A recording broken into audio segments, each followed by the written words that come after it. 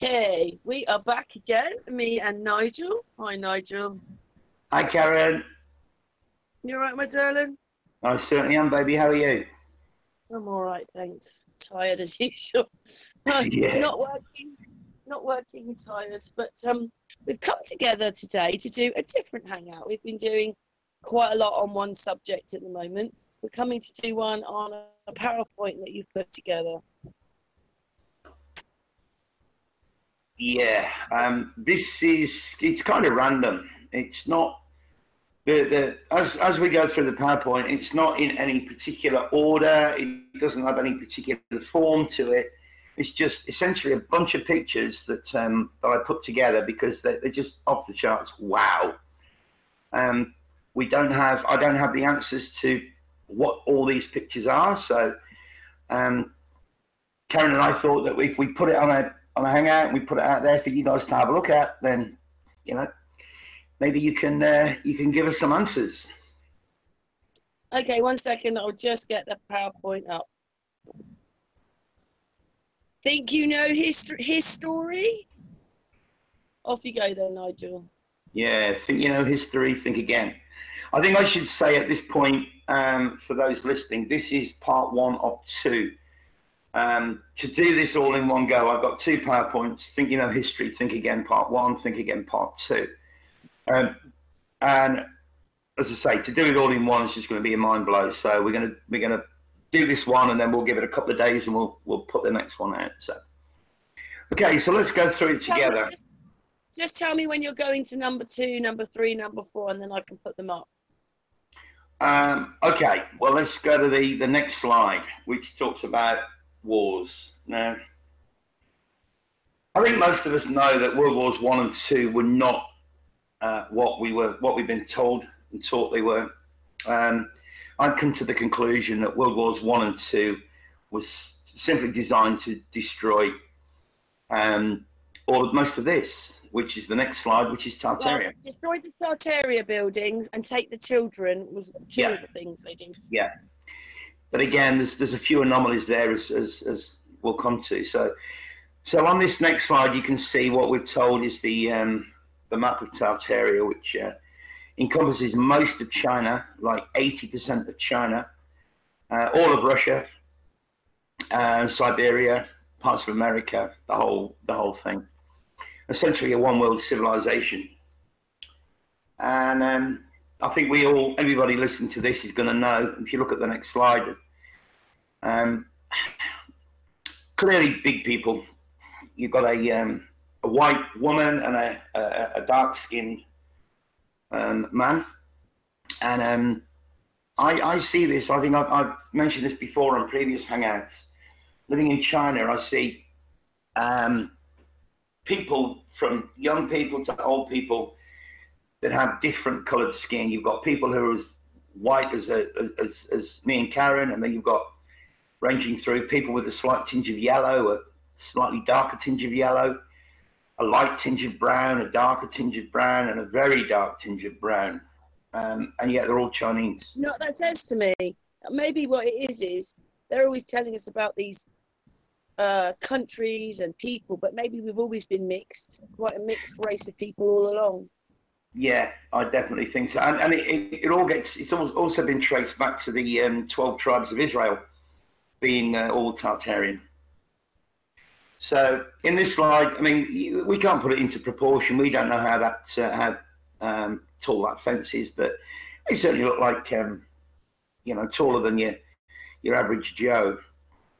The next one again. Okay, they don't know. Their clothes fit them okay. Yeah. Their clothes fit them okay.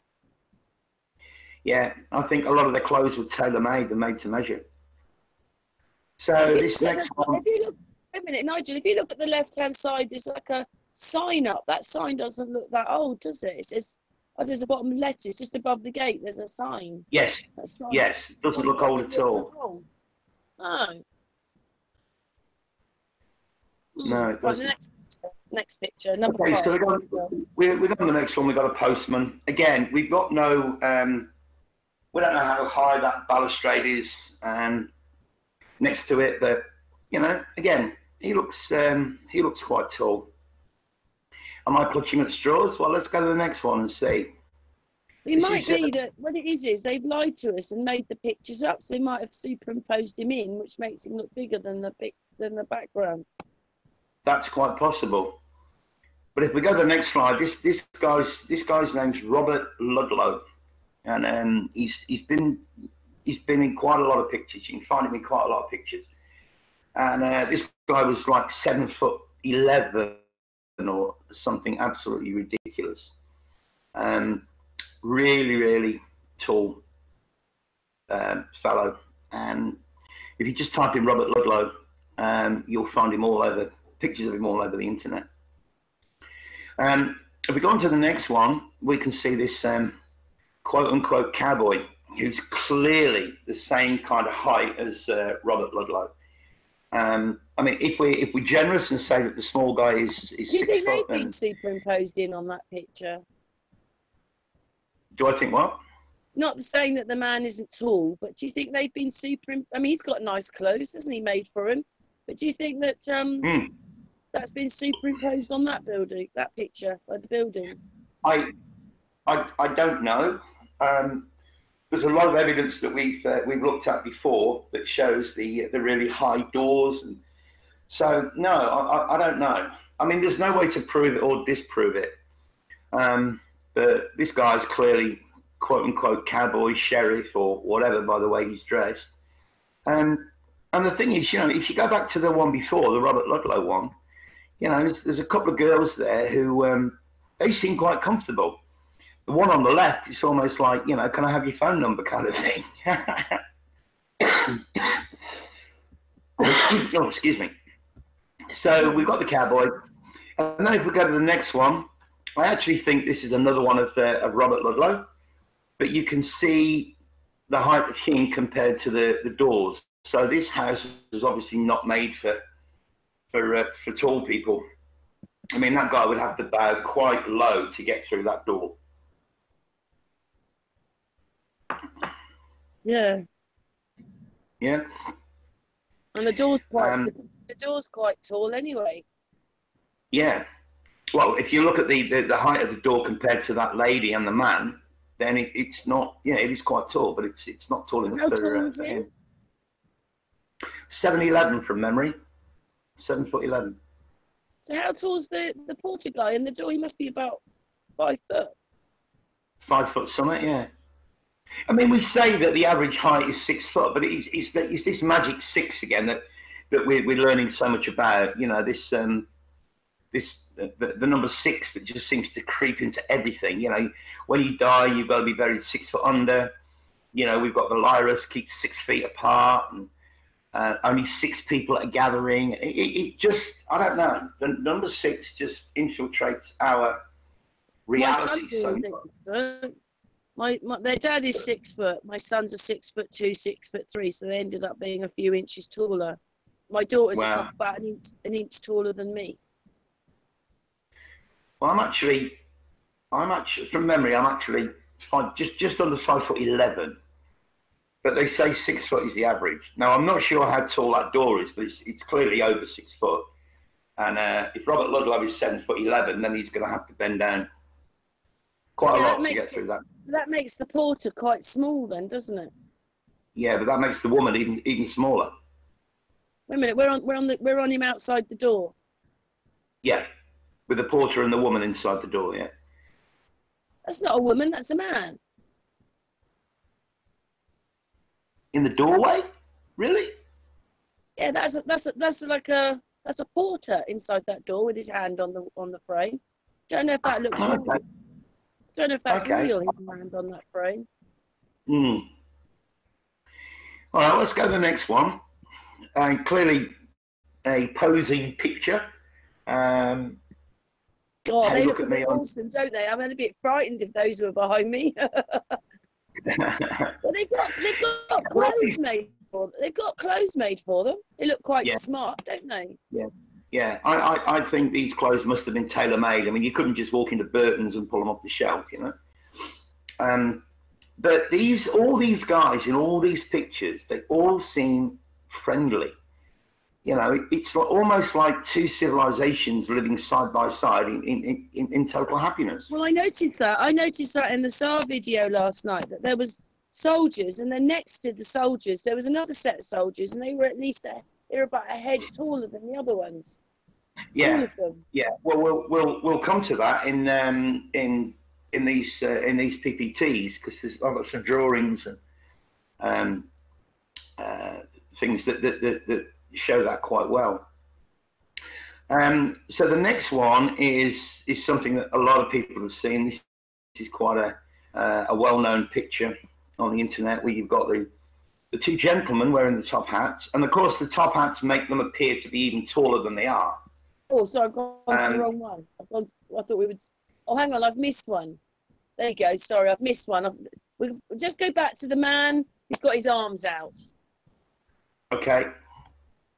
And his arms are over the top of their head. Number 9. So number 9. Yeah. Yeah, that's slide number 9. Well, if we go to number 10, that is, as I say, this is quite a well-known picture, clearly 1800s or 19th century. And the top hats are clearly make them taller. But the thing that I'm not comfortable with, if you look at the tall guy on the left, you see how he's doing the hidden hand symbolism. Mm. Yeah. So I know somebody's going to pick that up, so I thought I'd mention it. Have you noticed that the woman, woman second in, she's taller than the men? She's taller than the men, yeah, and the woman on the outside on the right, she's taller than the guys as well. So they might be small men. Mhm. Yeah. All right, let's move on. Number 11, slide 11. These are obviously steps that were not built by us. I mean, obviously you can see what we would call normal people. And if you look, you can just about see on the left-hand side of the steps, there's like another stairway, like a walkway that allows normal people to climb up these steps. When I've seen those before, although they've got like stone or whatever that is across, I wondered if they were to plant vegetables, you know, like planted on many hillsides. Maybe it's that. Yeah, it could be. It could be. But I just, you know, again, it's curious. I find it interesting that you've got a flight of stairs that nobody today could actually walk up. So what they've done is they've built a secondary flight of stairs to the left of the big stairs. You can just see it's got a balustrade on there as well. And you can see a few people on there actually walking up it. Because you actually couldn't climb those stairs, those steps. Well built. Well constructed, you can see nice and even, but you know, normal sized people couldn't climb up those. All right, next one. This is America, and I put this one in because, again, if you look to the slightly to the north, you can see California once again shown as an island. Now, there's quite a lot of maps out there that show California as being an island. What happened to join it to the mainland, we're not sure. Nobody knows. But again, it's I can't actually see the date on it. I just threw it up there. I'm sure if we could. It's a bit crazy that, because you know, when at this point South America is attached to Antarctica, so the water must have moved, and South America is obviously quite a long way from California, but water's appeared there to cut it off from Antarctica. So it's all a bit weird. So water had to disappear for that to make California part of the mainland. Well, that's what I was just going to say. Yeah, so the water level must have dropped. It must have receded in order to make California part of the mainland. Yeah. Yeah, and then you go into another rabbit hole. Where did the salt lakes come from? You know, the salt lakes up there, you know, they're obviously part, at one time it was seawater, but now, you know, it's not. So the surrounding seas must have dropped. The surrounding sea level must have dropped at some point.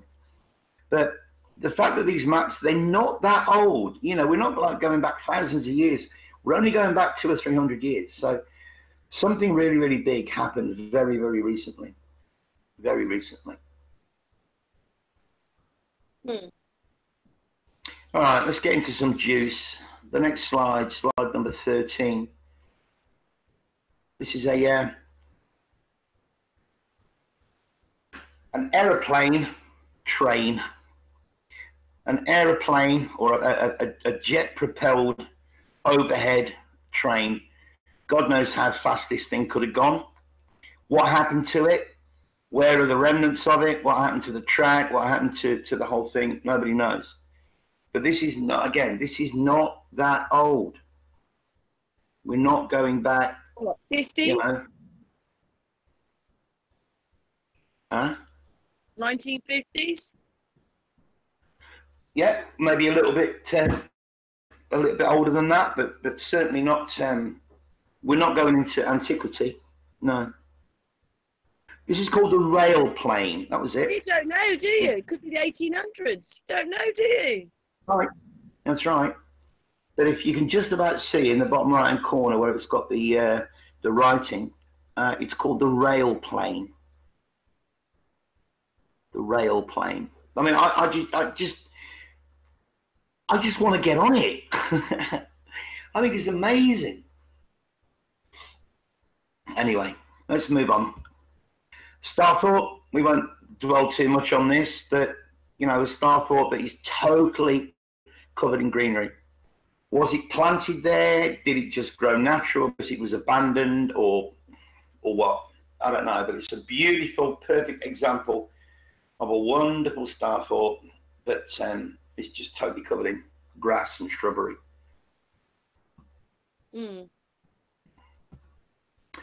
Okay, the next one is a map. Now, if you look in the right-hand corner, it's in Latin, Septenri or Septenriona. That basically means northern. Northern. Septenrios in Latin means northern. So, talking about the northern hemisphere, you've got the UK there. You've got that ship, which I think relates to that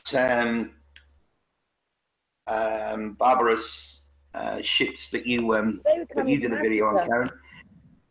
Yeah, but the interesting thing is the creature just next to the ship, some kind of sea serpent or, you know, and then next to the writing in the bottom right-hand corner, if you just look to the left of that, you can see some other kind of creature, some other kind of serpent, dragon. There's a monkey, and then there's a griffin on the top of it. Well, yeah, well, the griffin was actually the national emblem of Tartaria was the griffin. So, and again, California is related to griffins. This Queen Cali, who protected California with the use of griffins, apparently. But the interesting thing is, you know, you were talking about the Faroe Islands earlier. Well, you can see the Faroe Islands just above the UK, but then when you look further up, you've got the rivers. You've got the four rivers.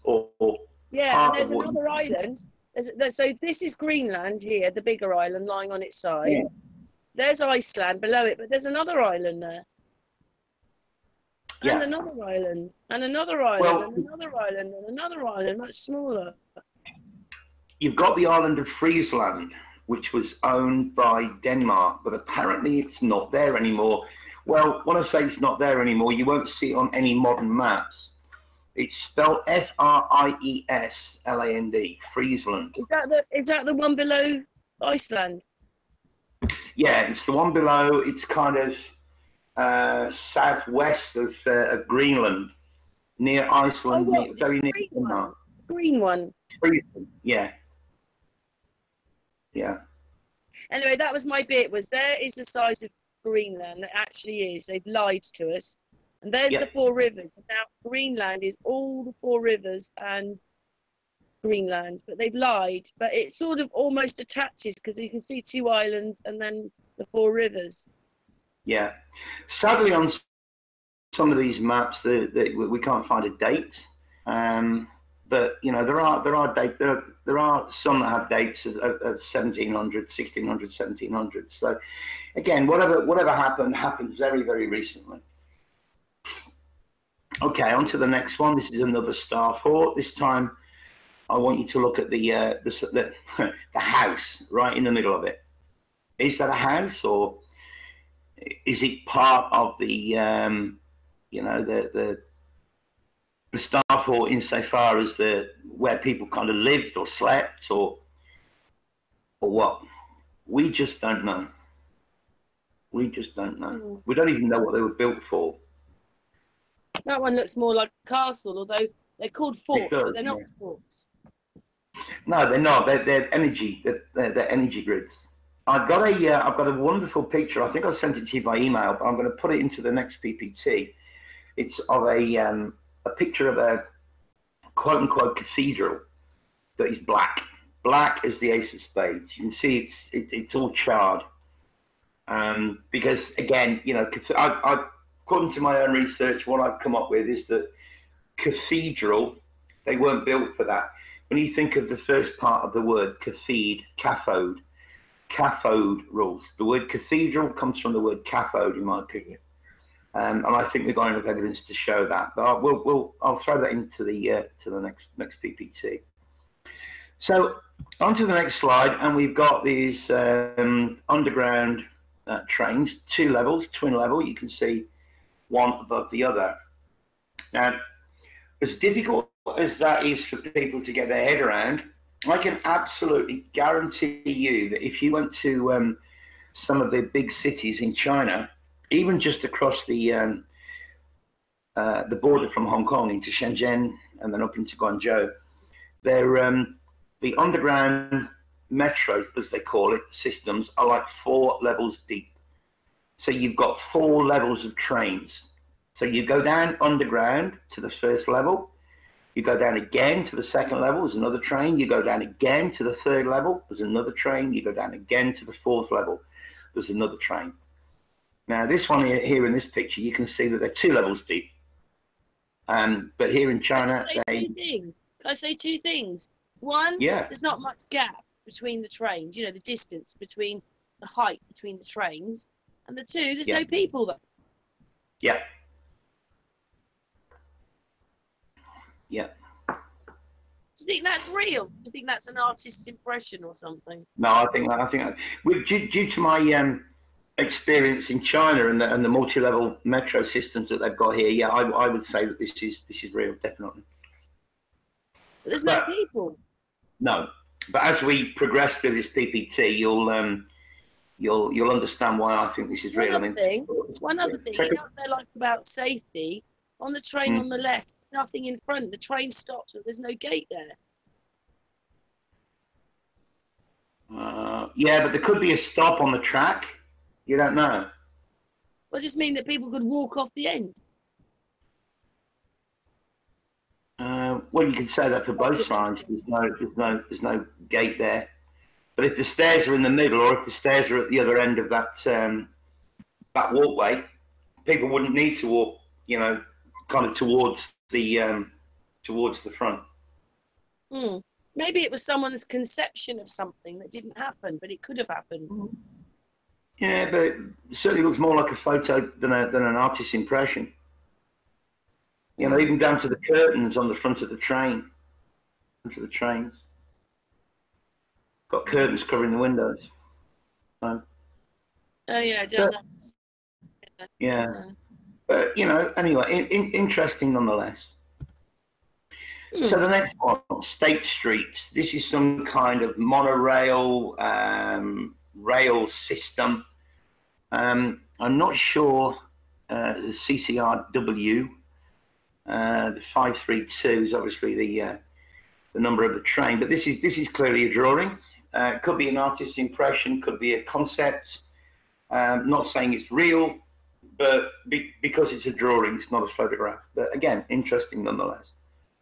What do you reckon the connection to the underground is? But you can't, you know, next to the bit where they've drawn the bit where it's underground, there's nothing to show that it's connected to the underground.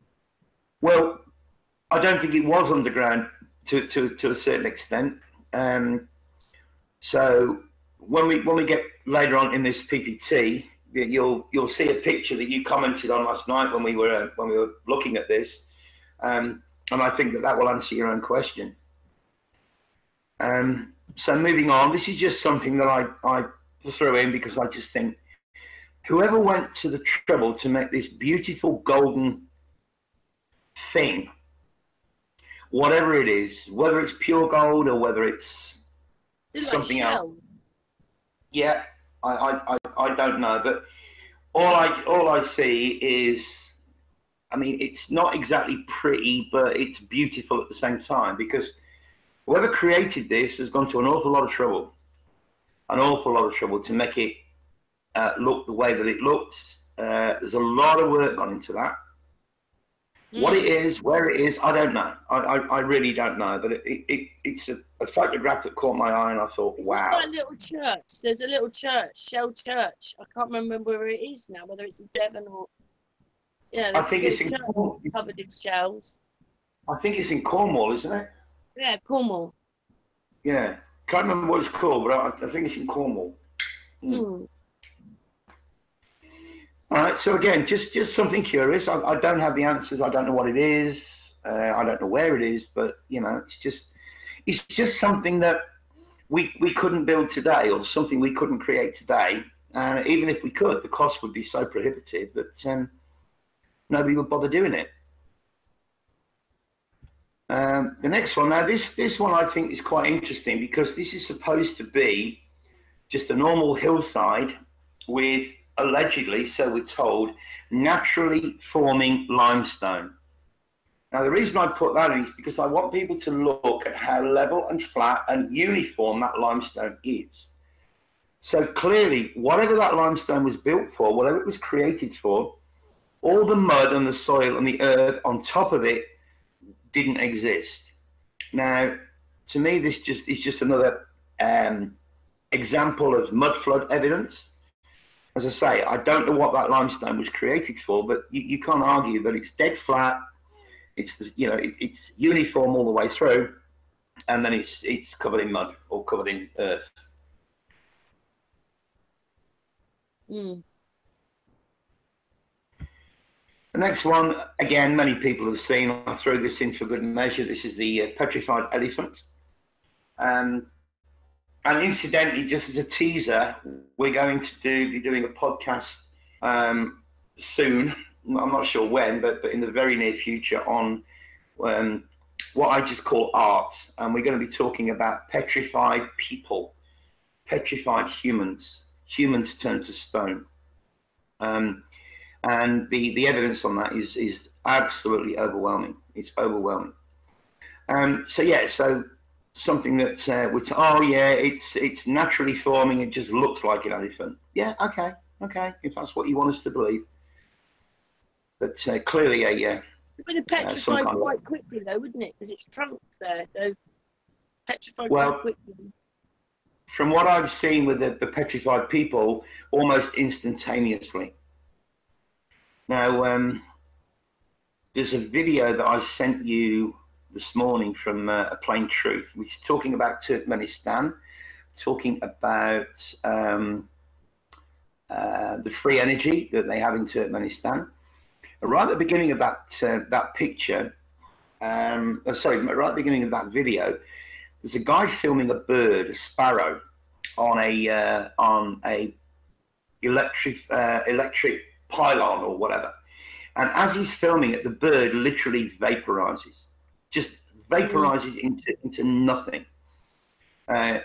It's quite, it's not pretty to watch, but it's mind blowing. It's mind blowing. Maybe I can ask Karen to include that clip in this video somewhere. It's amazing. I'm going to do it at the end. Okay. But again, petrification, vaporization, instantaneous. Okay, now this one I threw in. It's obviously a drawing. I threw it in because of the people sitting on this creature, whatever this creature might be. And on the right-hand side, you can see a guy with a bow and arrow who's kind of ready to defend. The two guys behind him are quite clearly taller than the guy with the bow and arrow, and the 5 guys that are sitting on this creature, again, are clearly much bigger than the guy with the bow and arrow. Yeah, the bow What's going on? Small, isn't it? Yeah. Mm. Yeah, but he's not a child. He doesn't appear to be a child. I have to say, you know, you've got the 2 men. The one next to it, he looks a bit devilish-like there. Yeah, the guy with the spear. Yeah, he does. He's the first person in the picture. Yeah, he's got something at his feet. I can't make out what it is. No idea. It looks like some kind of big spider web. I don't think that's what it is. Shell or something, isn't it? He's got some more in the picture. Could be a shell. Could be a shell. Yeah. And then the 2 dudes in the background in that little crescent moon-shaped boat. No idea. No idea. But I put this in because of the creature. Now, you know, the creature is obviously a female creature because you can see breasts right in the middle of the body. Got some kind of a mermaid tail. The head looks like a cross between a pig and I don't know. You notice there's another one in the water by the boat. Yeah, that looks more like some kind of a serpent thing.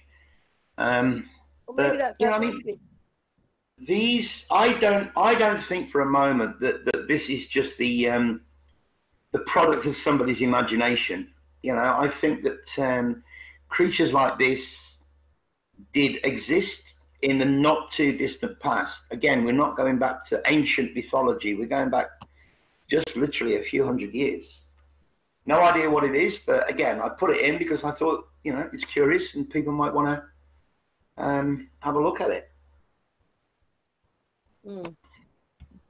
So next one. This appears to be in Russia. No idea what it is. It's some kind of archway. Meaning, I don't know, NETPD or PO. I just get the feeling it's in Russia. But again, look at the size of the people compared to the size of the doors, especially on the left. And they're all dressed the same. They're all dressed in black. They've all got hats on. Clearly, you can see in the background, beautiful Tartarian architecture.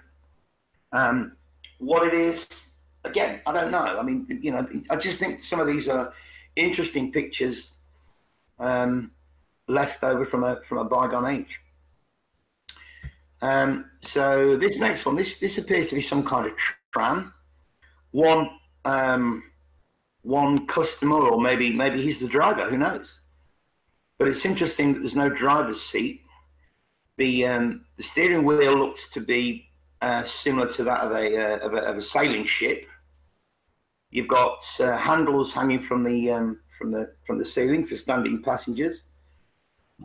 Just some old wooden tram. This next one is in colour, and if anybody has got any idea what the hell is going on in this picture, please let us know. The guy in the background looks like he's wearing a chef's hat, yet he's got some device over that young boy's mouth. You've got the little boy in the foreground blowing into something. A weird contraption on the table. But again, because it's in colour, it's clearly not that old. What do you think, Karen? Looks like it's a chef, but why has she got something up at that boy's mouth? Yeah, but that thing that she's got at a boy's mouth appears to be attached to something on the wall. The main body of that thing appears to be on the wall. And, you know, clearly not a dentist or a nurse or a doctor, because you wouldn't wear, why would you wear a chef's hat? I mean, maybe it's not a chef's hat, but it certainly looks like a chef's hat. Maybe it's in someone's house because there's a plant there. Yeah.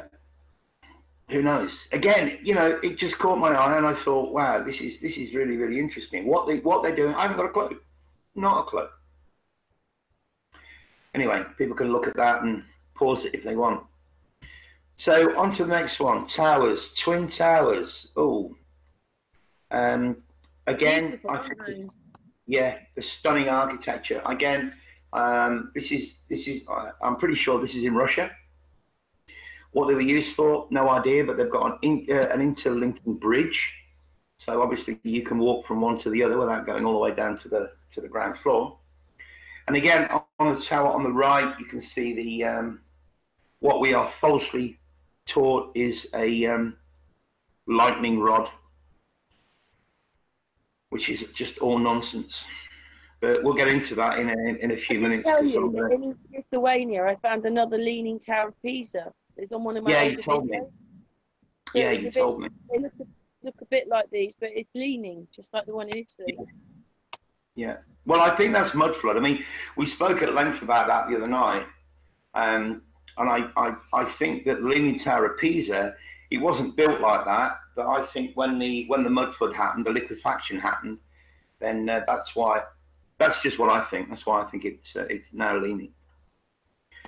Okay, so next one. This is a beautiful train. Now, this is not old. This is New York Central. This is some kind of, well, look at the motor on the top. That is some kind of jet propulsion. There's something else halfway down the train. Looks like a solar panel, but I don't think it is. Maybe that's air conditioning. Could be air conditioning, yeah. But again, we're looking at the front of the train, so the carriages would connect at the back where the car. I noticed the car, so it's probably like the 50s. Yeah, you noticed the car. I didn't notice the car when we spoke about this, but that car looks like. I'll tell you what it looks like. It looks like a Mark I Ford Cortina estate, but this is in America, and they never had Mark I Ford Cortina estates. And those old in the UK, old enough to remember what a Ford Cortina Mark I estate looks like, then you'll know what I'm talking about. But they call them station wagons, don't they? What we would call an estate car in the UK, they call them station wagons in America.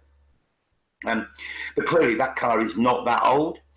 Clearly 1950s, maybe even 1960s. It's got that thing always that there's this Art Nouveau kind of era to everything, isn't there? Yeah, yeah.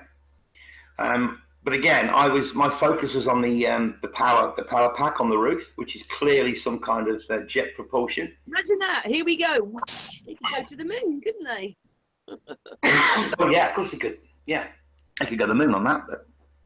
But again, just amazing technology, amazing photographs, and again, something that we're not. System. It's a central system on it, as if it was working. Yeah, New York Central System. Yeah.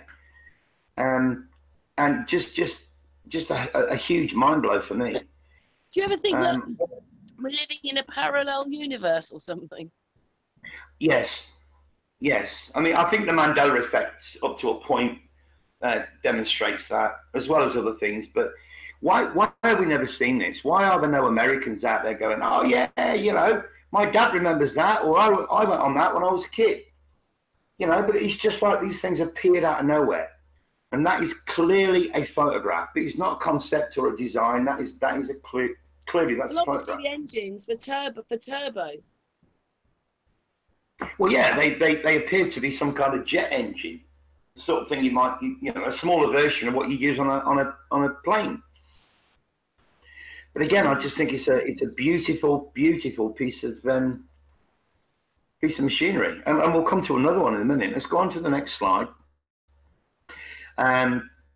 This was just thrown in random, basically because of the pattern. Now, this is clearly very, very old, but clearly carved, clearly created, quite possibly melted, looking at it, quite possibly melted building. And we'll get more into the melted buildings and the mud flood and hidden buildings in part 2 of Thinking on History. But for now, look at the top. Can't make out really what it is. Are they people? Are they like statues? Or is it just a pattern? I don't know. You need to look at it on a much bigger screen than my little laptop. to try and figure out what it is. But again, just something interesting, something curious that I thought I'd throw in. The same with this one. I call this the stone teddy bear. I mean, was he carved or what? And if you look at the blocks behind him, once again, you couldn't put a cigarette paper between that between those blocks. Whether or not that was carved, whether or not it was something that was petrified, it was probably some kind of statue that ended up being melted. I don't know, but again, you know, I just call it it's the stone teddy bear. Just, you know, again, just interesting. What do you think, Karen? Well, I'm wondering whether the face was put on afterwards, because it just reminded them, like you say, of some animal or person or something. But I don't know. Yeah, it could have been put on afterwards. Again, who knows? I mean, this is a lot of this is just curiosity. It's just, you know. Now, I want people to look at these next two slides. I don't know what this is. It's got a hole in the bottom, so it's clearly not a cup. But my attention was drawn to the two animals, whatever they are, with the intertwining necks. Okay, now let's not speculate as to what they are, but look at the object as a whole, whatever it is. No idea. There's something sticking out the bottom, but I've got no idea what it is. But just look at the intertwining necks. And then when we go on to the next one, which is some kind of plaque, we have the same thing, the same creature with the intertwining necks. Now, these two artifacts are completely unrelated when it comes to shape and design and what they are. But I found it very, very interesting that they have this same creature, or these same two creatures with the intertwining necks. If you look at the bottom, there's some kind of thing with horns. It almost looks like it's got a human face. And then further up at the top, you've clearly got different sized people. You've got the big guy on the left, and then you've got the next guy, and then you've got four smaller guys. But it was the creature with the intertwining necks that did it for me.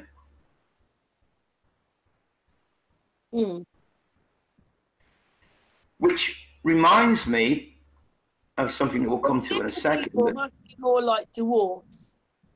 Then you've got ordinary man, and then you've got the bigger sized people, which I told you I found on my Tsar picture.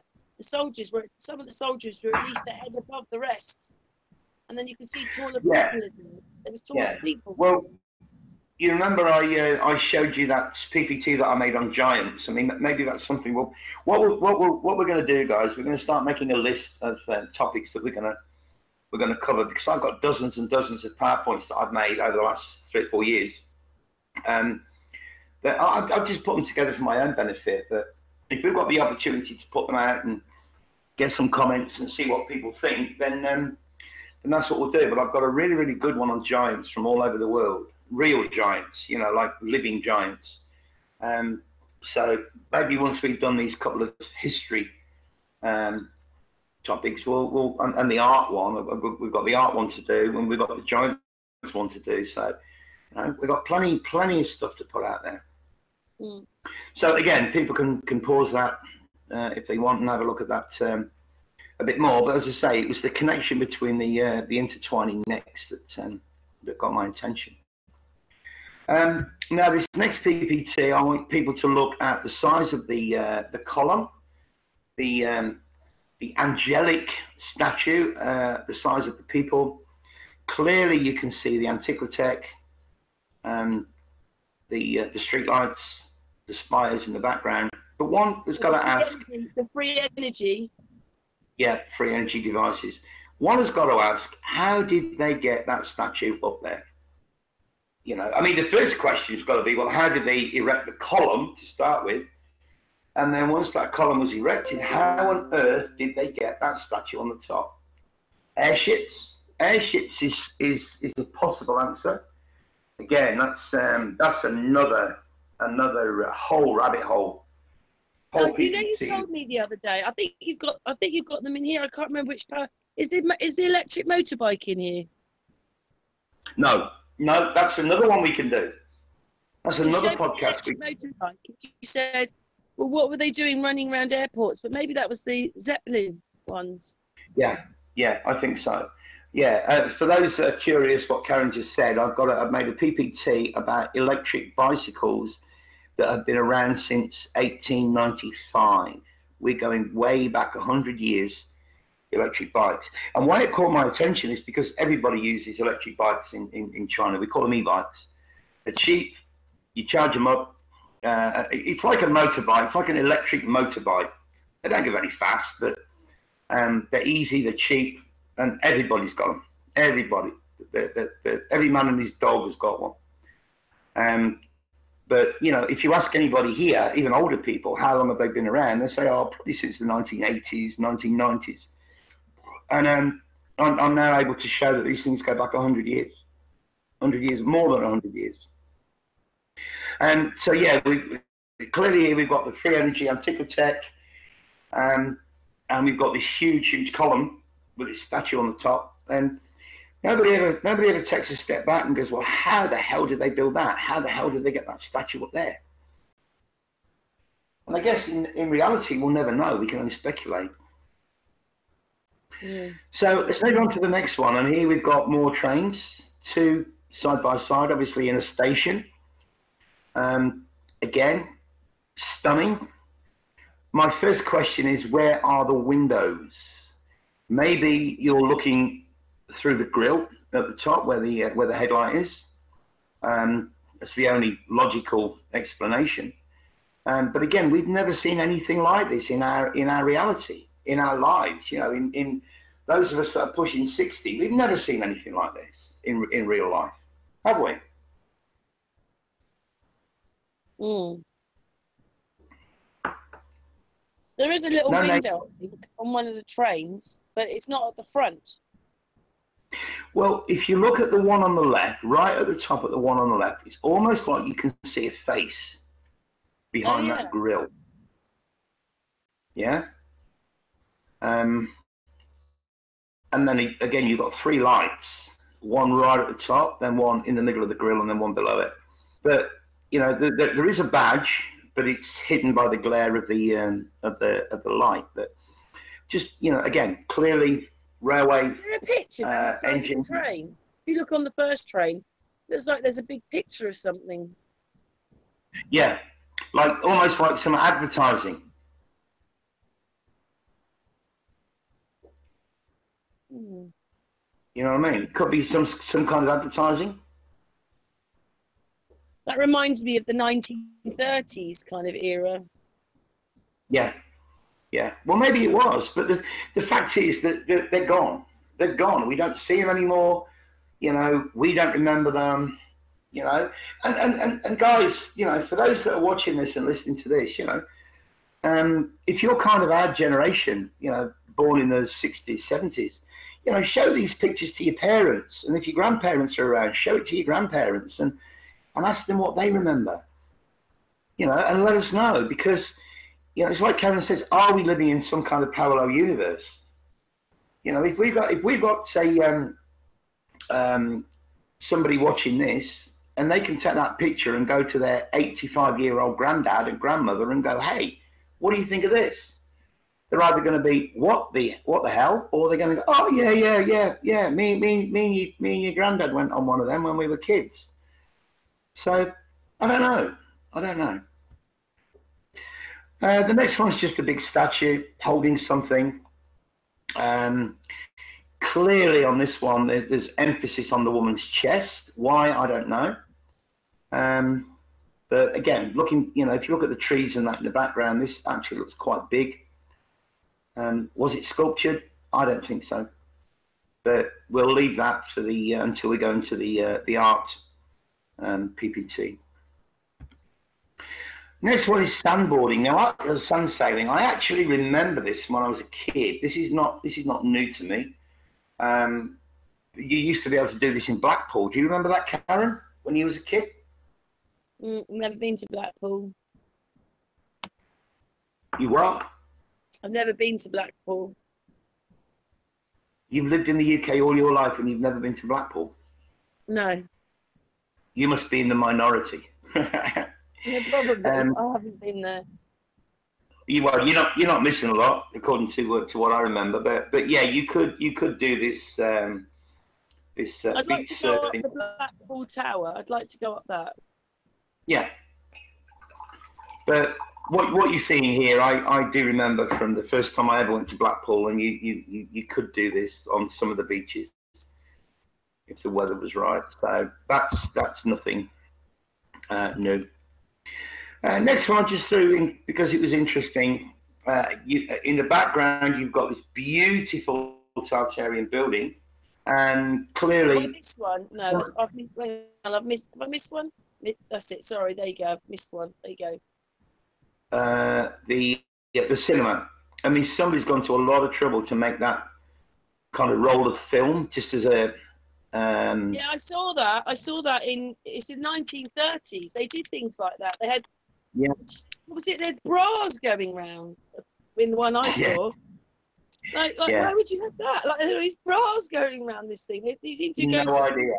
It's the design to detail in those days. Oh, the attention to detail throughout the whole of the totalitarian reign or rule or whatever you want to call it was just off the charts. And again, once we get into the RPPT, which is probably going to be a week away, to be honest with you, from now, then that will be highlighted even more so. But I just put this one in because of the film, the reel of film. I mean, it's kind of over the top. They could have got away with that being half the size that it is because it's just an advert. Hey, this is a cinema. Just a bit like you have the barbers, the red, white, and blue barber pole outside a barber's shop. Just reminded me of that. And again, you've got the guy in the foreground. There's not many people around, but the beautiful totalitarian. We're only thinking it's of that time. It could be from the 1800s. That's right. We don't know. And this is the thing. We've got no idea. They were a lot more advanced in the 1800s. No idea. Absolutely. But again, that building wasn't thrown up. The building in the background is very, very tall. I mean, we both highlighted these tall totalitarian buildings in videos that we've both done. And we're expected to believe that these things were built, with people that were just driving horses, just had a horse and cart. But again, that's another subject. All right, so on to the next one, mud flood. What number? A lot of people. Just the next slide. 37. That's it. So mud flood. Many people think this is China. May not be China, but it's certainly Asia. You can tell by the style of the buildings on the left. You've got all this wood stacked on the right, and in the centre, there's just wood everywhere and tents it's like and a shacks. Canal, doesn't it? Really? Yeah. Looks like a canal. Again, we've got no date. Don't know when it was taken. But again, just curious. The same as this next one. Now we're going to get into some juice in a minute, some real juice. Now, in this next one, we can see some beautiful totalitarian buildings. The one on the right looks like what we would call a cathedral or cathedral. The one in the centre clearly has the energy gathering devices, but look at the domes. They're not okay. So they're not quite domes. They're more like the kind of thing. Yeah, the kind of thing you'd see in Russia, Pakistan, Taj Mahal kind of thing. But again, everybody's running around in horses and carts. There's a train on the right. Beautiful trees that are clearly not that very old. That have been planted in a dead straight line. The road doesn't look like a road. Kind of looks mud flooded. But again, all these buildings, probably with the exception of the. It's a square. Yeah, it's some kind of market square. Yeah. But I would say that all these buildings, with the exception of I'm not saying the domed one, the one in the middle with the Russian-looking one, but Paris is a bit like that with domes and buildings and squares and Italy's well, like a lot of the buildings in Paris were destroyed as well, as we know. Paris plays a huge part. France plays a huge part in this this whole narrative. But I would suspect that the cathedral's probably still there, but all the other buildings have gone. That mosque-looking building's gone, the huge building behind it, and most of the buildings on the left. As I said right from the beginning, this was the purpose of World Wars I and II, in my opinion. What gets me, if they were Muslim and we had mosques, none of the other buildings look like the mosque. Well, again, that's another story that's all been twisted out of proportion. The Muslims, the praying to Allah. You know, you look at, you know, I've mentioned this before, and I'll just throw it in again. For those that have watched our other podcasts, I mean, look at the way you spell Allah, A-L-L-A-H. Well, if you start with your arm and you go around your body clockwise or anti-clockwise, you've got arm, leg, arm, head, which is A-L-L-A-H, which is Allah, which is God, which is you, which is me, which is us. But, you know, to do an RFB, I digress. So let's go on to the next one. Now, I'm not sure what this is. I'm not sure where it is. I'm not sure if it's lead or some other kind of metal, but again, somebody's gone to a lot of trouble, Is that some kind of fireplace? Is that some kind of, I don't know, that opening on the left? No idea, but maybe it's to pray. Maybe it's to pray. Could be, but look at the thing on the right that looks like some kind of seat or stool or well, maybe it's to put money on, or maybe it's to rest your arm on. Could be, but that's clearly something to sit on, that thing on the right that's next to the wall. But again, you know, whether you perceive that as being, you know, there's if you look at the Sagrada building in Spain, it's melted, partially melted, and it looks so ugly. I'll put it in the next one so people don't have to look for it. It's called the Sagrada. The inside of it is off the charts. It's beautiful. The outside right now looks really, really ugly, but it's beautiful at the same time. You can't not marvel at the beauty of it, even though it's kind of, in a way, it's kind of ugly. It's like this. I mean, you look at this and you go, well, that's actually not beautiful. That's not pretty. But when you look at the attention to detail and how much work has gone into that, you can't help but marvel at whatever it is. You know what I mean? I mean, they say beauty's in the eye of the beholder. I mean, this is both beautiful and ugly at the same time. But however you perceive it, you can't deny the level of workmanship that's actually gone into creating this thing. Whatever it is. I don't know what it is. I don't know where it is. Certainly looks like it's underground somewhere. But what it is, I don't know. Okay, moving on. This is Paris. This building's long gone. Some kind of rotunda, clearly mud flooded. I was attracted by the elephants in the foreground. Look at the left legs, its left back leg and its left front leg, how they are kind of, they seem to be in some kind of unnatural position, especially when compared to the elephant's front right leg. It's not like he's running or portrayed to be running. Just very, very strange the way that this thing is being portrayed. But when it comes to the animals, yeah. When it comes to the building, this is clearly mud flooded, deeply mud flooded. I would suggest that front door is much taller than it looks. Again, we've got no date. All we have in the bottom is Paris, Le something or other, but no date. Again, we've got the Antiquitech, we've got the lightning rods or whatever you want to call it. We've got the turrets on the top. So again, just another interesting picture of a bygone age. This has just been bombed out of existence. It no longer exists. Okay, next one, we get into these rail planes again, but these are obviously much slower. Some form of A to B transport. The kind of transport that you might see if you went to Disney World or Disneyland that would get you across, you know, from one side of the park to the other. So obviously these things were built to go from a predestined, a bit like a bus route. If you think that a bus starts at the bus station and it goes to the end of the route and then it turns around and it comes back. It's like an arcade, you know, like it was maybe a fairground or something originally, an old fairground. Mm-hmm. Yeah. And again, if you look at the top right, you can see some kind of ladder that you climb up to go onto the upper deck.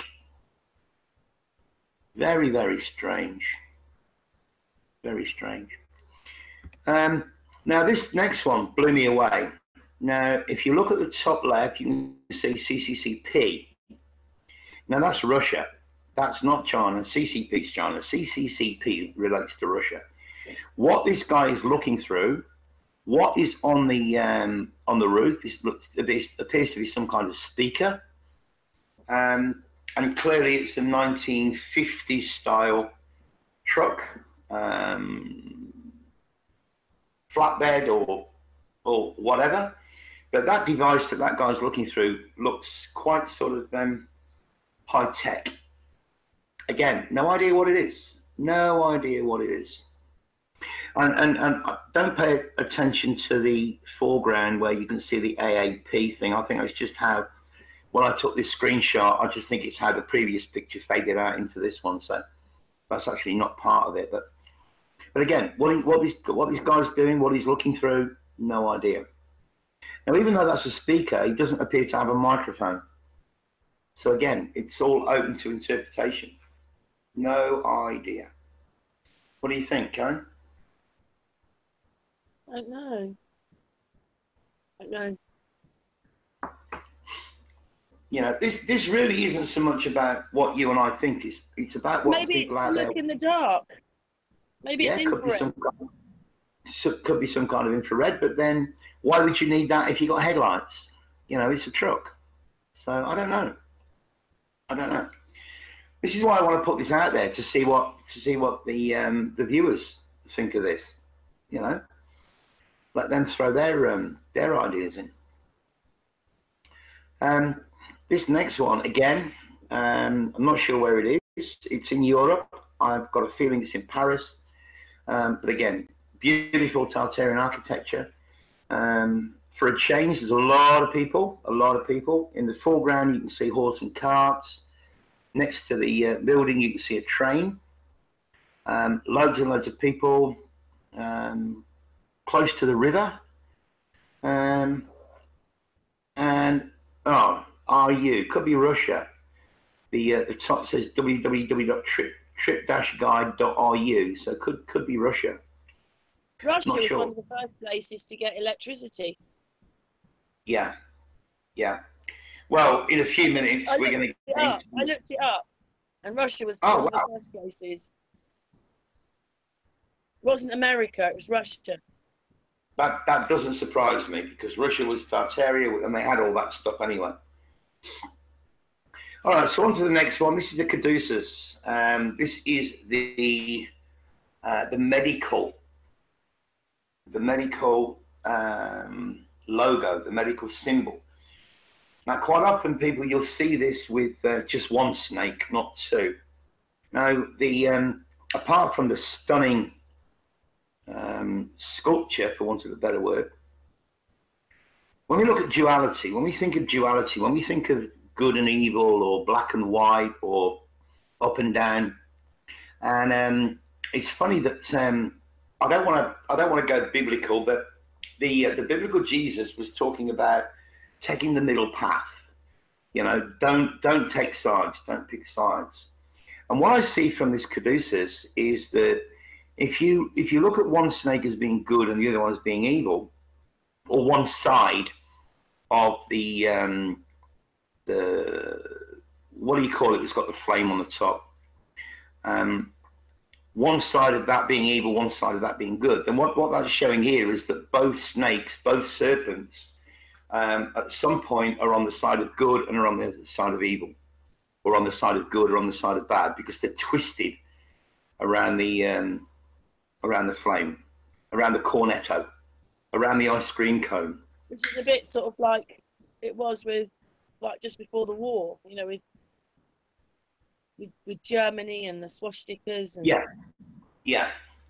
But I think the symbolism that I see is that whatever people consider to be bad also has the potential to be good, and whatever people perceive to be good has also got the potential to be bad.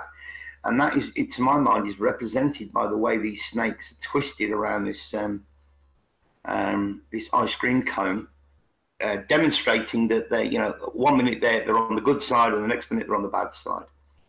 But again, this is, as I say, this is Hermes. This is the caduceus. This is the symbol of medicine. Okay, we're going to get into some trams now, some double-decker trams from various parts of the world. Not sure where this first one is, but again, in the background, you can see some kind of free energy, antiquitech, light energy gathering device. Whether or not that actually powered the tram, I don't know. But, clearly you've got one motor and you've got a double-decker carriage. Not sure where it is. If we go to the next one, we've got the same kind of thing. And for those that are not in the UK, Karen and I can both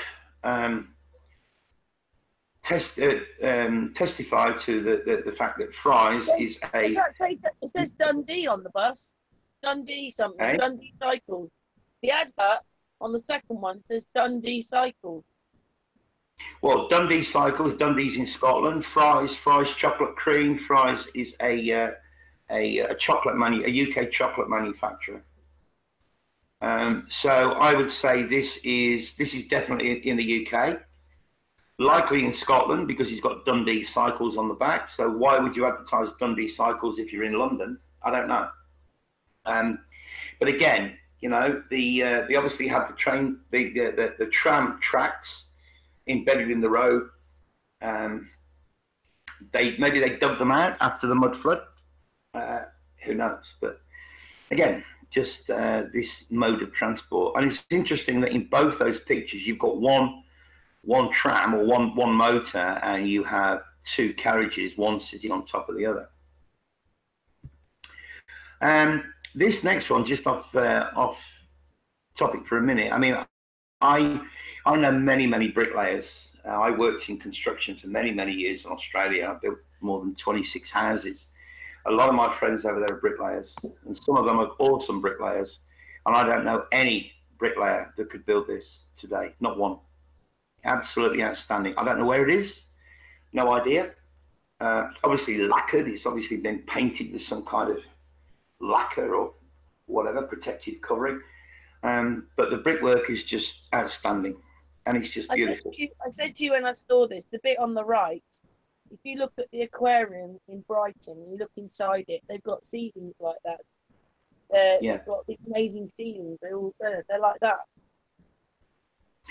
I'm very curious at the archway, because the archway at the bottom seems that where you would actually walk through is a lot narrower, or a bit narrower than the top. I mean, does that kind of represent the female genitalia? I don't know. I mean, it's obviously built like that has some significance. The fact that the walls, the two walls of that arch actually curve in at the bottom. They don't just come down straight to the floor. The fact that they actually curve in at the bottom makes me wonder if that was some kind of supposed to be some kind of representation of the female. I don't know. I'm just throwing that out there. But amazing brickwork. Amazing brickwork. Okay, the next one. This is was in Russia, somewhere, gone. What it is, no idea.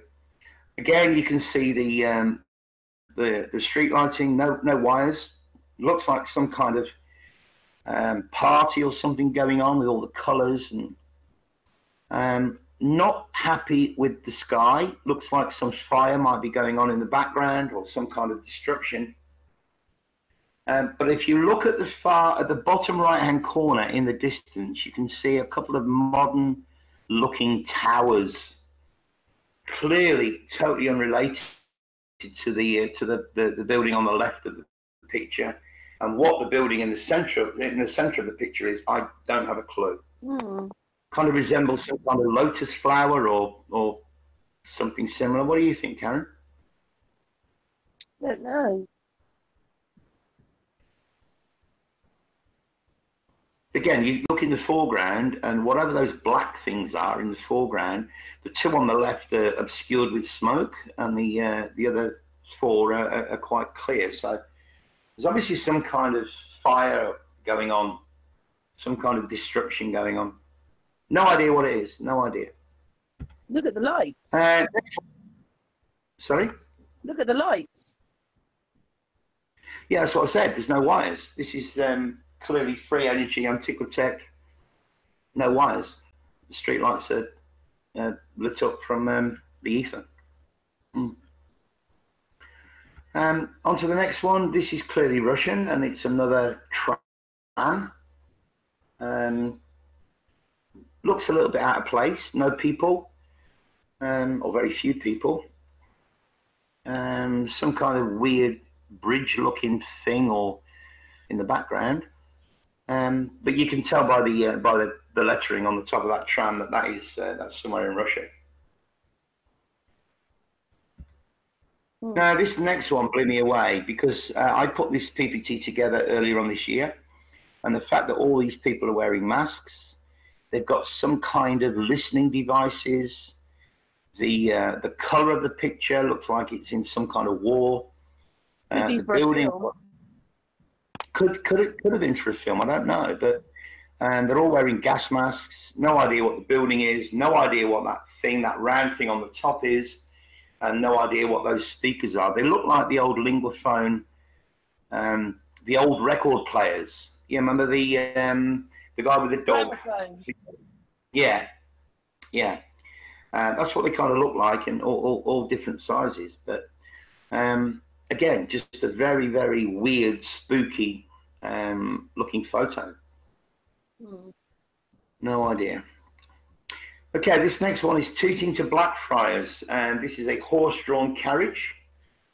So this was clearly early 1900s.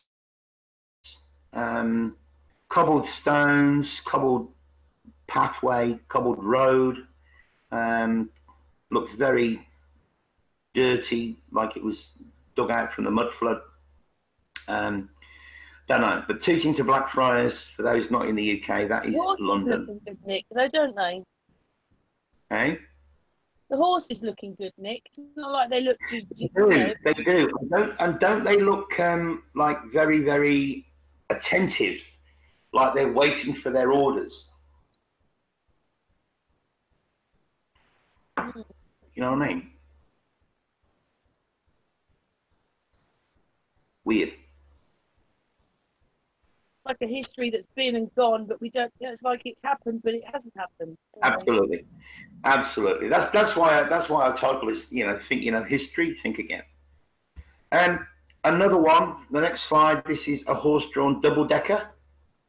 A little bit weird about the woman or the creature, whatever it is, top left, the one wearing white. Kind of looks like she's hanging out a little bit.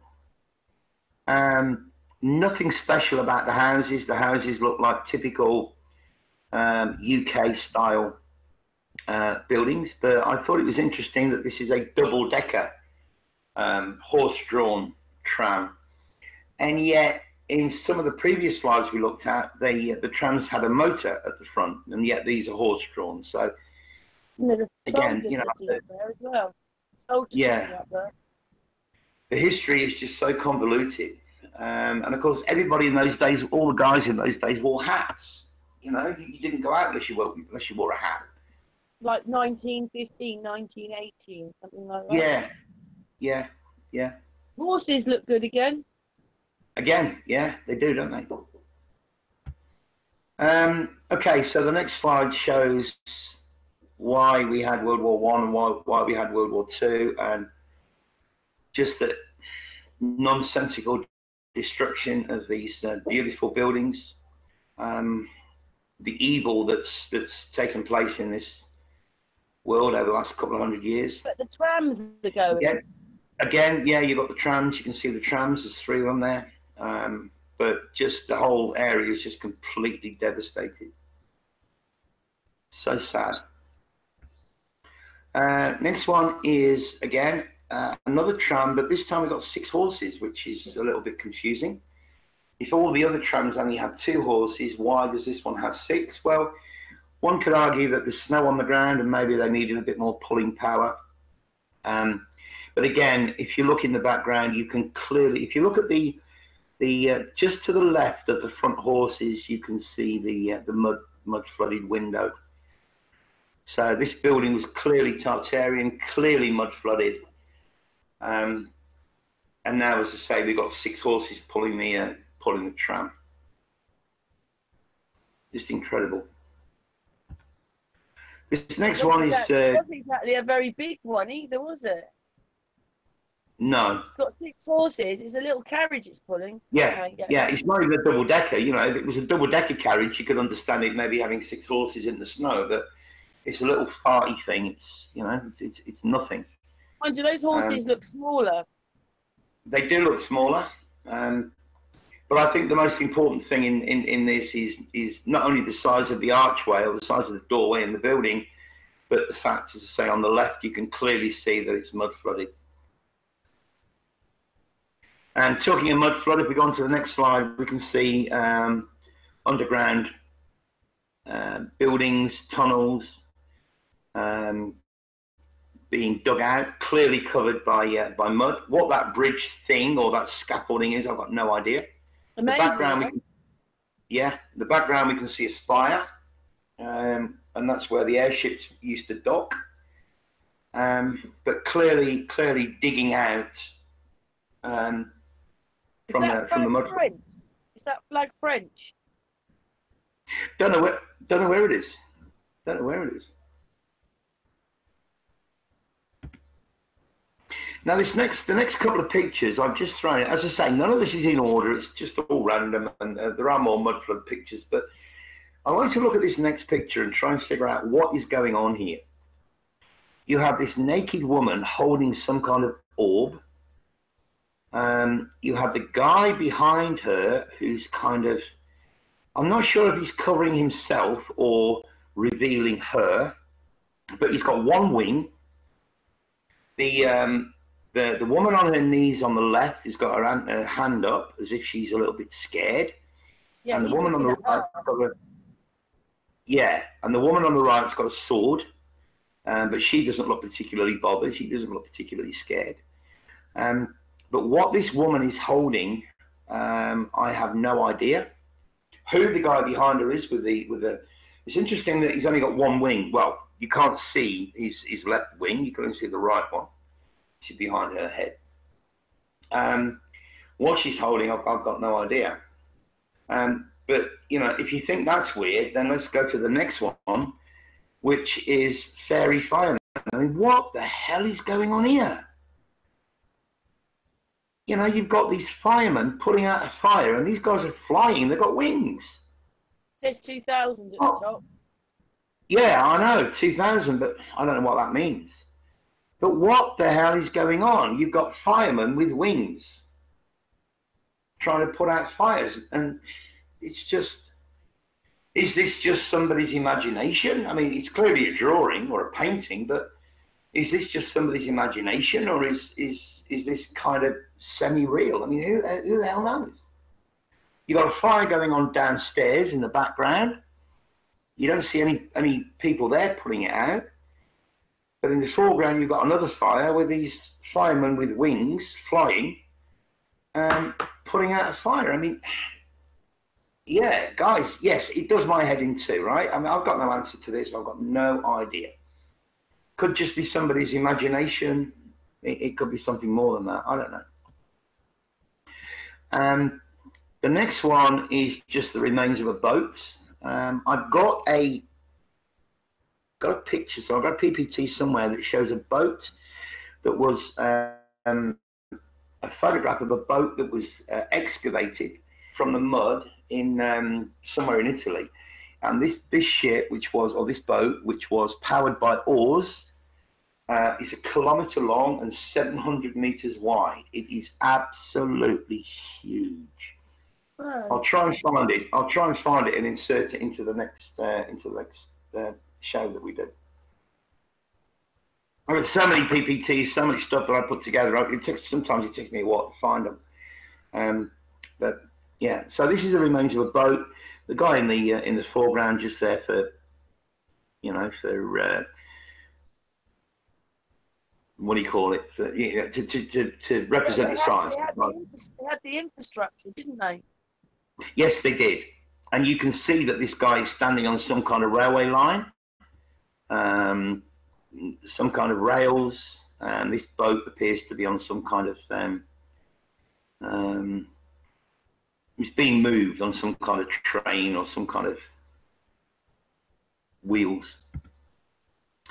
Now, this next one, Karen, is the one that you commented on when I ran through this with you before, because you commented on the ceiling. This is clearly mud flood. This is clearly tunnels that are being dug out, that have been mud flooded. But you commented on the ceiling. Do you want to comment on that again? Well, just look how smooth the ceiling is. Look how big it is. It looks like that's all been put in. But look down below. Look how old and whatever that is below. It's just all a bit weird. Well, it was clearly constructed. It was clearly operational. You can see some train tracks or some tram tracks going there under the tunnel. And this was clearly wiped out with the liquefaction mud flood.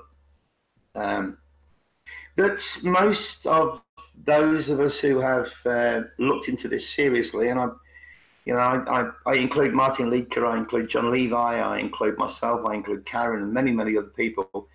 And Michelle Gibson's another one who's done some excellent work. We've all come to the same conclusion that the mud flood seemed to have happened around 1811, 1812, and was then covered up by the BS Napoleonic Wars. Big tunnel, isn't it? Yeah. I'm not saying the Napoleonic Wars didn't happen. I'm just saying that I don't think they happened on the scale that we've been taught they did. So the Napoleonic Wars seems to be a perfect cover-up for the mud flood. So 1811, 1812. So we're literally going back 200 years. And talking of mud flood, this is some little farmhouse that is clearly mud flooded. Clearly mud flooded. How many stories this is it a double-story home? Does it have 3 stories, 4 stories? Who knows? All the windows on what appears to be the second floor. Or if you're in the UK, the first floor. That's another deception. For those in the UK, we have the ground floor and the first floor. For the rest of the world, the ground floor is the first floor. So the UK's first floor would be my second floor. So again, just another deception. But yeah, clearly a mud flooded, some kind of farmhouse. Next one again is just I put this one in because I want to highlight the what a beautiful building that is. Absolutely beautiful. It's stunning. I think it was possibly some kind of train station, or I don't think it's a hotel. I think it appears to be some kind of train station. But I want to draw your attention to the antenna, the so-called lightning rods, of which you can clearly see 5, and there's probably more behind that dome. Sorry, 6. 1, 2, 3, 4, 5, 6. And I'm sure that there'll be more. But even the balustrade, look at the balustrade outside the building. It's stunning. The amount of work that has gone into creating this building is absolutely unbelievable. We couldn't build it today, and even if we could, nobody would be able to afford to build it. So let's just hold in our minds the so-called lightning rods. 1 second, I'm just going to stop the recording a minute. Right, now, right, we're on another picture now. Okay, so we've got this beautiful building with the lightning rods. So if we go to the next one, again, now this time we've got the, you can see the Antiquitech in the background. You can see the domed building. You've got some guy standing to attention wearing a white tunic. And you've got these two lights that appear to be linked together by wires. So I'm not really sure what's going on there. It looks a bit like 5G, doesn't it? It does. It does. But again, look at the left. You can clearly see whether they used all this and they did something to us. It might not have been technology in that sense, but it's caused a problem. And they've learned nothing, and they're going to do it to us again. That's what's going to happen. Well, I'm going to throw this in right now, and I'm going to go into this a bit deeper in another podcast. I heard a quote today that it said our brains and our DNA can be programmed, but our soul and our spirit cannot be programmed. This is why so many of us are looking at this stuff and going, this ain't right. Why so many people who are, you know, what we might affectionately call brain dead, because their brains, their DNA has been programmed. But if they don't realize that they've got a soul or a spirit, then they're never going to wake up. And a lot of people are never going to, you know, a lot of people could watch this and not have a clue what we're talking about. It just would go right over their head. But I'm going to get into some juice. Take a look at the next picture. You can see the building, the beautiful Tartarian building in the background. Each of the turrets has got a what we're told is a lightning rod, and the one in the middle, which is clearly lights, the one that's circled, no wires. That reminds me of the 1960s.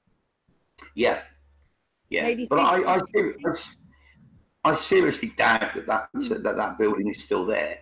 But again, I want people to understand, and want you to look at the quote unquote lightning rods.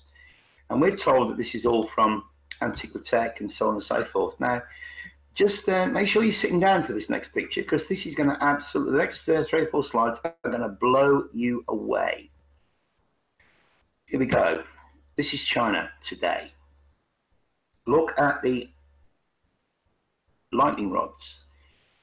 The picture right in the center that has that beautiful creation on the top of it, that is a bank. That is a bank.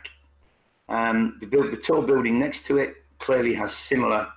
Oh, wait a minute. We're number 65. I've missed one then. Which one are we on? Hang on. We are on 65. All right, I thought we'd done that one. Right, carry on. No, 65 is the this is China today. So I'm kind of linking this to what we know as Antiquitech on the older buildings, the so-called lightning rods. And again, if we go to the next one, again, this is in China. Look at the top of the building, and we're told that this is just built for decoration. Give me a break.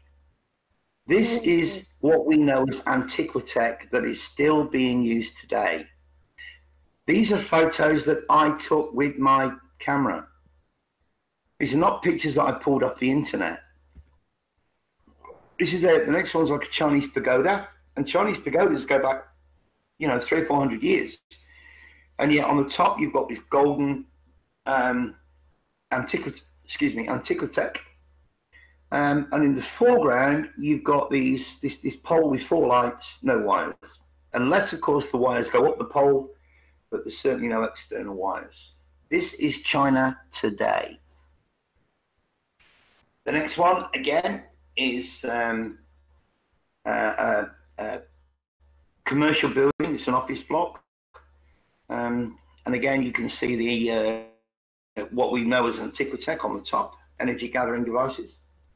And here's a skyline. I did get this one off the internet. This is a skyline, but if you just look from left to right, you can see all these tall buildings. Well, and they say that the next one now. Yeah, the skyline, the unique one.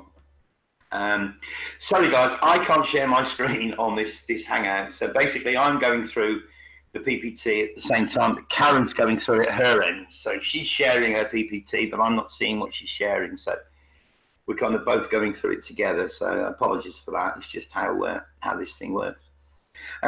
So yeah, so from left to right, you can see that all the high buildings have got the quote unquote lightning rods on there, because according to our research, the higher the building, the easier it is to gather energy.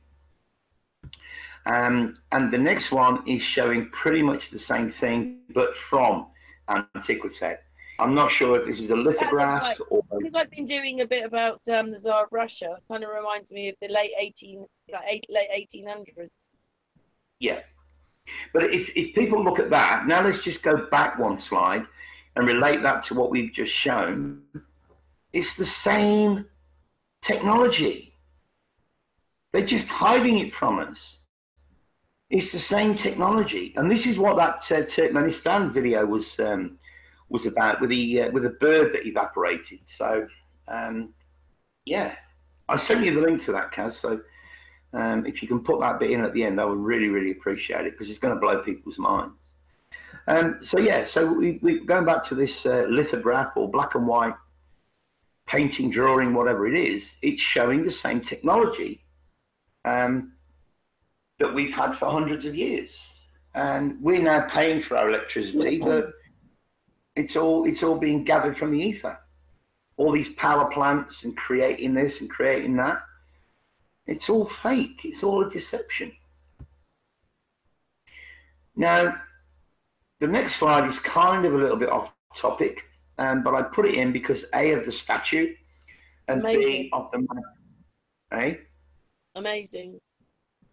It's just the magnificence, the sheer magnificence of this building, with the columns that are clearly identical. So they would have been made in some kind of factory or some kind of production line. I don't think they're all individually carved. But we couldn't build like this today. We don't have the capability, we don't have the technology, we don't have the knowledge, and we don't have the money. Quite simply, we don't have the money. We couldn't do it. And if you look at the next slide, which shows a floor, I mean, what the hell? Come on. Look at the detail in that floor. Where it is, I don't know. But it's just absolute. The amount of work that's gone into this, you know, I can't even say the amount of work that must have gone into this, because that's just stupid. The amount of work that has gone into this.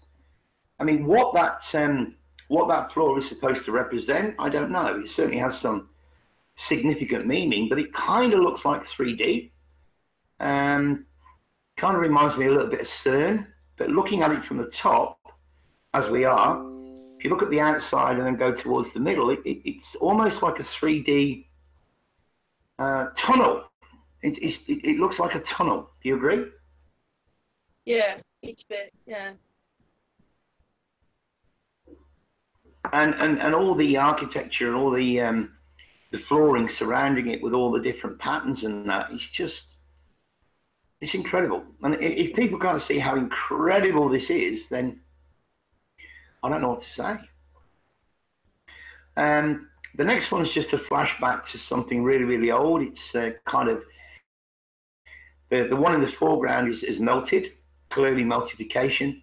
I'm pretty sure this is in Cambodia. I think it might be Angkor Wat. But again, on the top of these very, very old stepped pyramid structures, again, you can see the energy gathering antiquity. Mm. Next one is a huge organ. Now, this is another, we could do a whole podcast on organs. Yeah, you see that ceiling? You know, when you were down and you were looking at the brick with the arch in it? Do you see how the ceiling goes?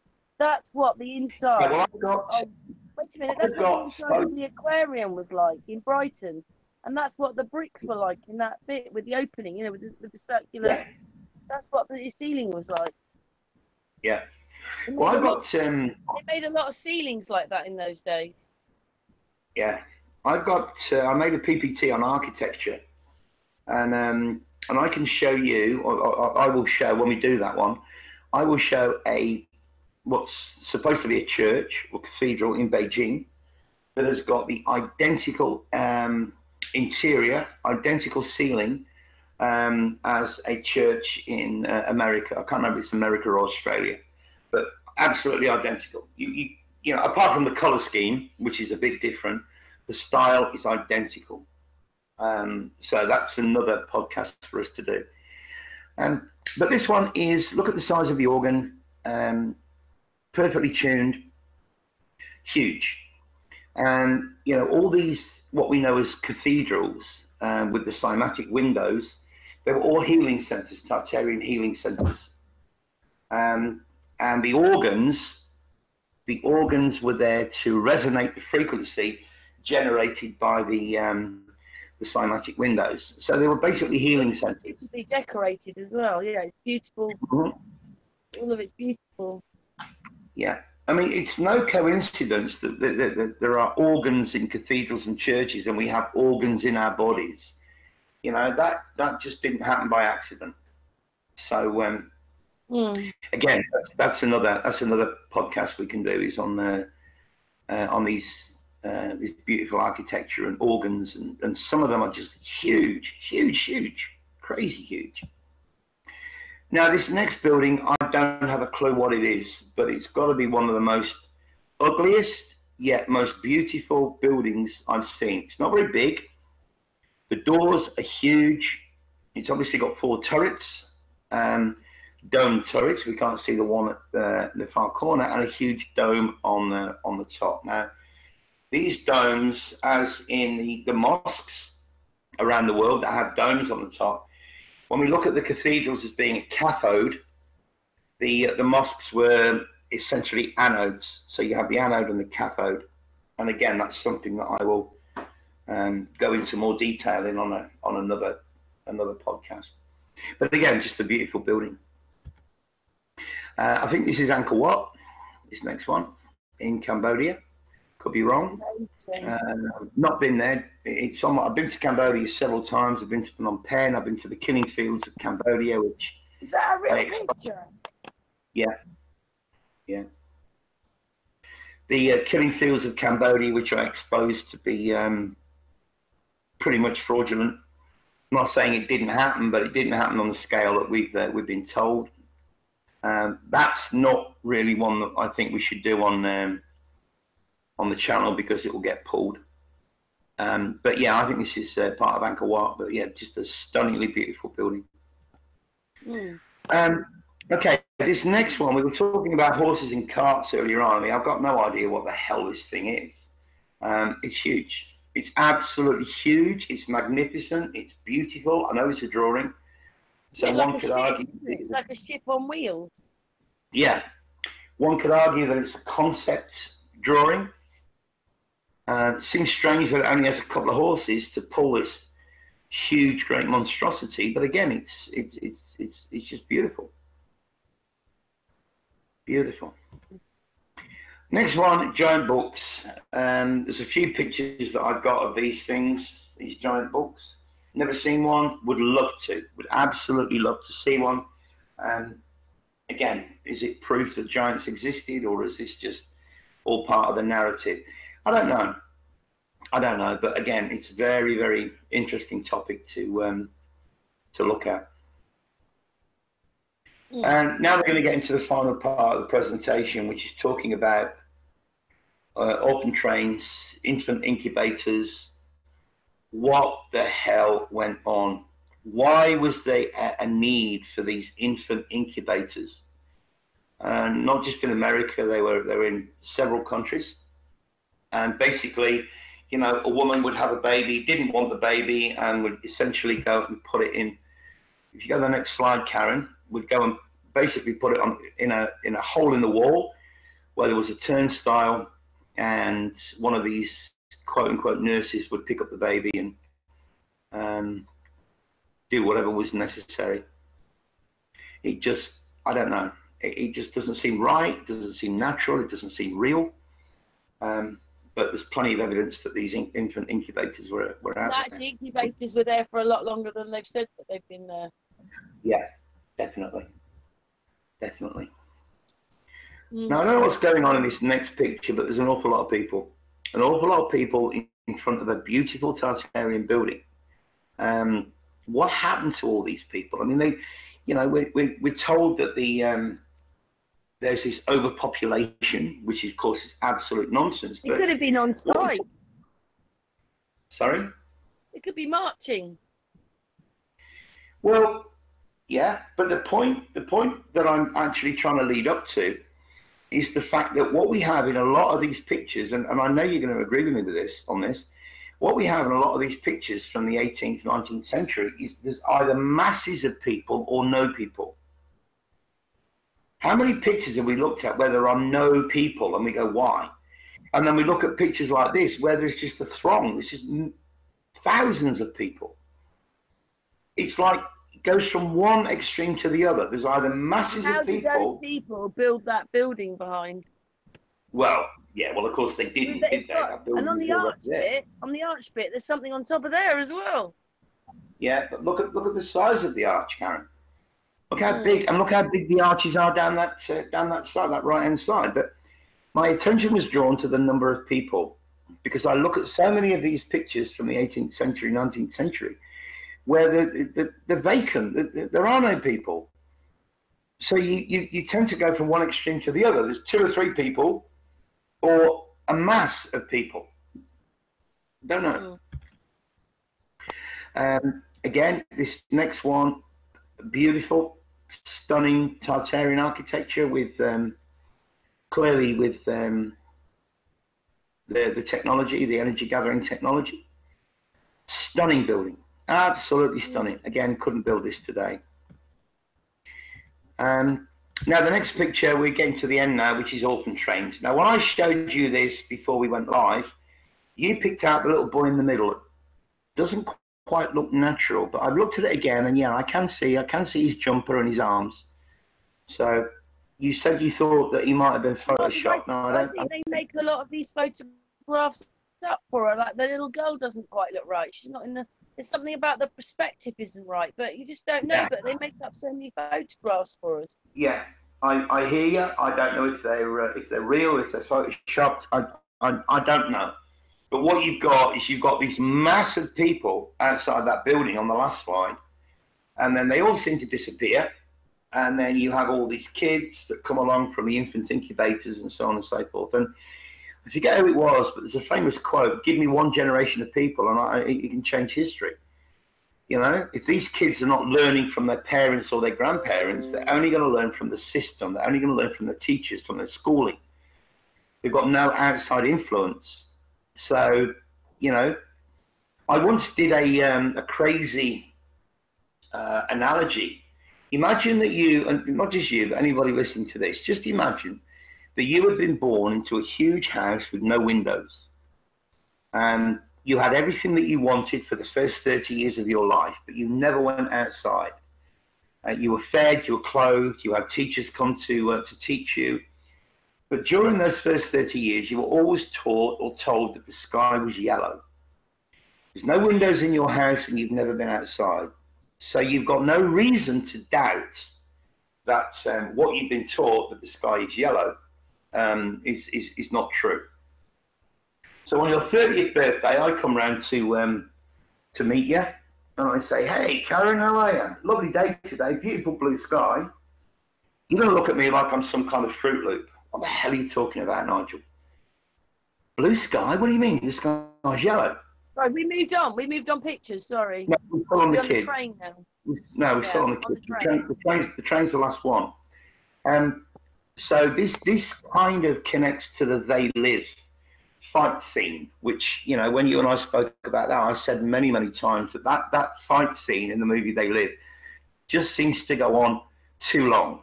You know, it's overemphasized.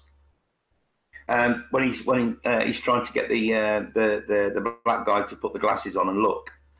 So you don't want to come outside with me because I've told you that the sky is blue, and you for the last 30 years of your life, or for the only 30 years of your life, you believe that the sky is yellow. So I grab your hand and I drag you outside, and I open the door, I drag you outside, and you look at the sky and you see that it's blue. Your whole world collapses, because for all your life you've been taught that the sky is yellow.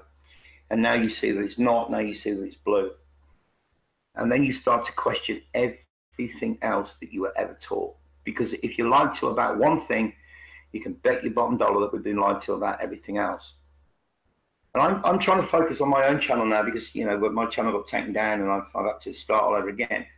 But I'm trying to focus on perhaps helping some normies, some people who are just beginning to wake up and realize that the sky is not yellow due to this virus nonsense and so on and so forth. So by putting up a few short videos that people can look at and go, oh my God, yeah, I know that, but my brother's just waking up and maybe that will help him. So that's, apart from our own podcast that I'm putting up there, that's pretty much what I'm doing right now. So yes, for the last slides, last couple of slides, you've got the train with all the people standing outside. Clearly this was orchestrated. Clearly this is people are standing there waiting to have the photograph taken. So this was clearly staged. So don't you think the engine's quite big? The engine's very big. Now, you know, just to I don't want to spend a lot of time on this, but that's. How did they build that in the 1800s? How did they build that in the 1800s? It's like what? It's like we're living. It's just that nothing adds up. Do you remember me telling you when my son's girlfriend's sister's son was 5 years old? He was fascinated by trains. And they took him to a train museum, and he got in one of these trains. He jumped up in this type of steam train in the museum at 5 years old, and he was telling his mum, his dad, his auntie, and my son what all the levers did and how you actually drove this thing. But that was the type of. I told you the story, but that's the type of train that this 5-year-old kid jumped in and knew exactly how to drive it. And then the last slide is, again, just people hanging out the window, older kids. Again, this is known as the orphan trains, but staged or not, I really don't know.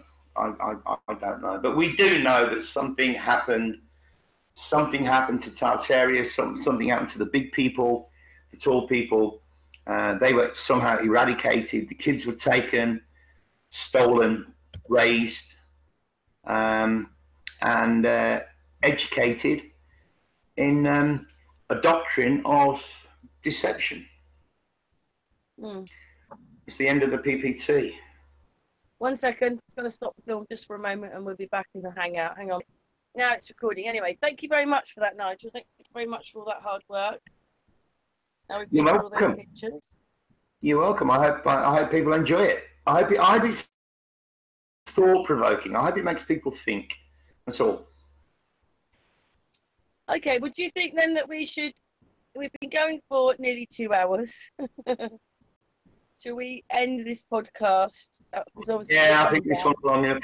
That's why I said we've got to do this in 2 parts. We can't do part 1 and part 2 in one podcast because it's just going to go on for too long and people are just not going to listen. Well, thank you very much for all your effort there. Very much appreciated. Hope that's mind bending for some people, or what people think about it. Do we live in a dual life or whatever's going on here? Yeah, we've said that we would put this part of the film in. Do you want to say anything, Nigel? Or do you want me to just play it? Yeah, I mean, well, I think just play it. It really is. It does resonate. It's connected to a lot of other stuff that we've talked about. I mean, it's kind of not pleasant, but it's not horrible. It's educational, very educational. So, see what you think. Yeah, just the birds there. Obviously, the person's talking and going to explain what's going on. And then he puts the video on in a second. But I mean, they look horrible, don't they? It almost doesn't look real, to be honest. Yeah.